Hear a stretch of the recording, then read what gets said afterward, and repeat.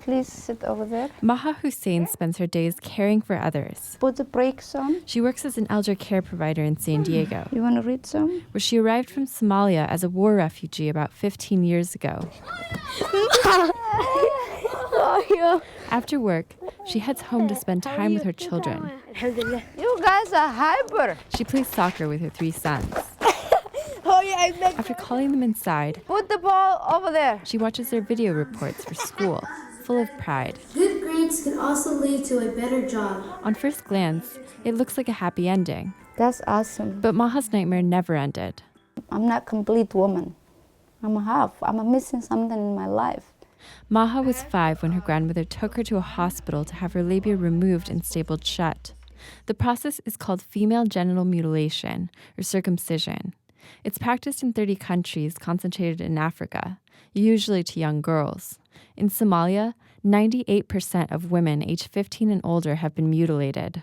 It can range from partial removal of the clitoris to full-scale extraction of all external parts and stapling shut the area, like Maha's case. Sexuality is something that woman was born with it, and it's a gift from God, you know. And you're missing that one. It's just like you're a toy, you know, like toy has no feeling. She says the procedure takes place because there's this idea back home that women are dirty if their vaginal area is intact. There's a stigma against them. Maha remembers older girls holding her down and making her show them her so-called unclean parts before she was circumcised. You're not dahir. Dahir means clean, pure. Earlier in the day, Maha was visiting her doctor, accompanied by her Sudanese friend Fatima. Maha's doctor has become somewhat famous in the local circles of refugee women for not shying away from complicated cases resulting from female mutilation. So today you're here for the preoperative visit for your surgery, okay? Dr. Latanya Lee explains that sexual intimacy, childbirth, and menstruation are fraught with complications for some of these women. Urine and menstrual blood can get backed up, intercourse can be painful, and childbirth can require cutting open the closed area or resorting to C-sections. The women are also susceptible to infections, and in the case of Maha, large cysts. Maha recently decided to get surgery to remove her cyst. If I don't do something, I can die from it.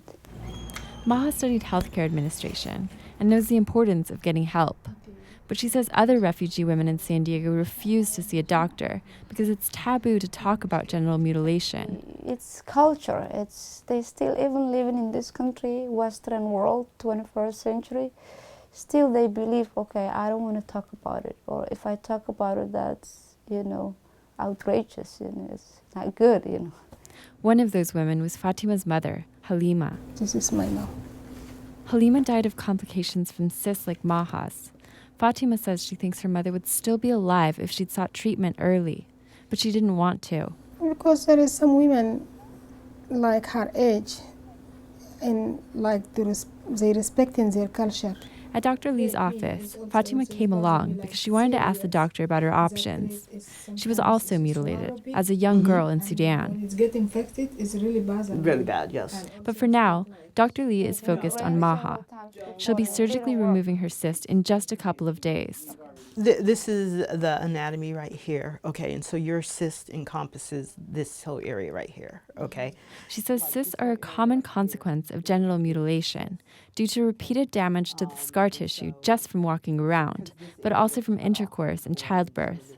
She says Maha's cyst is growing and displacing the urethra. If you can't pee, everything will back up into you and send you into renal failure. You could die just from that, okay? Lee says many women who come to her with these problems do so with reluctance.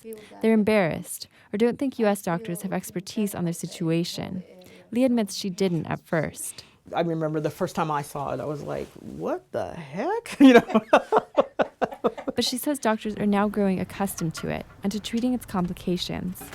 Lee wishes more women would seek help when they need it. But above all, that genital mutilation wouldn't take place anymore.